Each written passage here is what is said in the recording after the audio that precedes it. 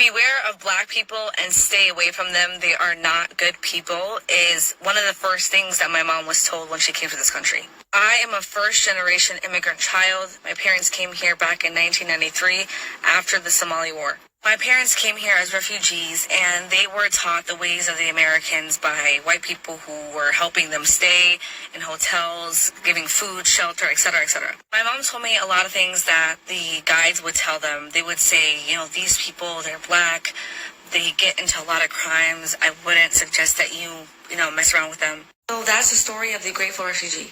Simple, cheap labor. Why do you think America is playing hero right now with Ukraine?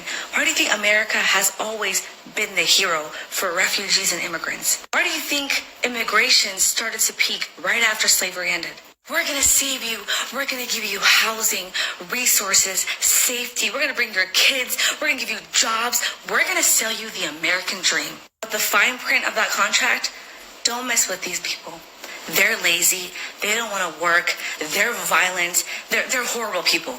They beat black people to the punch and got their side of the story out first. They modified and watered down the brutal and inhumane conditions and things that they did to black people and natives in this country. So now they place you in poverty-stricken communities. You're going to be grateful because you just came from a refugee camp. You're like, thank the Lord. What happens in every poverty-stricken community around the world?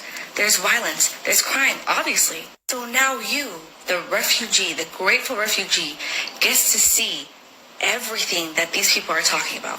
Because had they placed these immigrants and refugees in thriving communities with thriving black people, they would have been like, dang, y'all were lying.